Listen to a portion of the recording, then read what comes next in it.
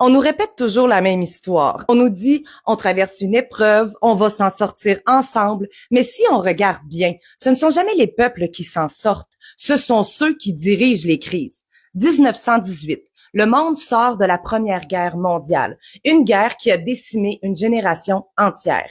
Et à peine la paix signée, une autre tragédie frappe, la pandémie de la grippe espagnole. Des millions de morts, des nations à genoux. Et pendant que les gens enterrent leurs morts, les grandes industries, elles, prospèrent. Les meuneries triplent leurs profits, les géants de la viande, Armor, Swift, Wilson, Kodahay, encaissent des millions, les pétrolières et les banques manipulent les prix, et ceux qui avaient déjà tout reçoivent encore plus. Et 10 ans plus tard, la grande crise. Les familles perdent leur maison, les travailleurs leur emploi, et pendant que les peuples s'effondrent, les grandes banques internationales prospèrent. Ce que la population avait durement bâti en une génération s'évapore en quelques mois. Les hauts s'enrichissent, les bas s'écroulent, et le monde, déjà épuisé, entre dans une ère de dépendance économique. Un siècle plus tard, le décor change, mais le scénario reste le même. 2020, la pandémie de la COVID-19 paralyse la planète.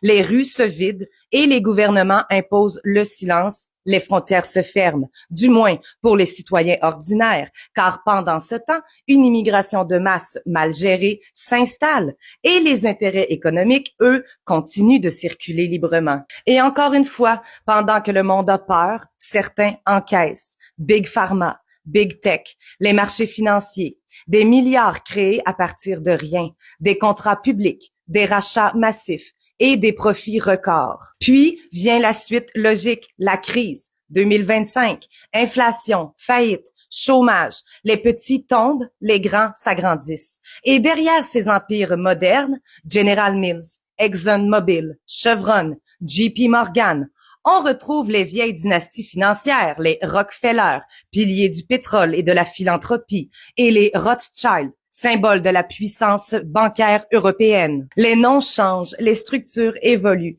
mais la logique, elle, ne bouge pas. À chaque grande épreuve, le pouvoir se resserre, la richesse se concentre et les peuples paient la note. Ce n'est pas un complot, c'est une mécanique ancestrale faite pour concentrer la richesse après chaque tempête. Et ils auront toujours votre consentement parce qu'ils le fabriquent. Considérez que ce sont eux qui conçoivent les programmes d'études et qui vous éduquent de 5 ans jusqu'à la majorité. Ils ne se contentent pas de diriger les marchés, ils façonnent les esprits. Les guerres, les pandémies, les crises, ce sont les vagues.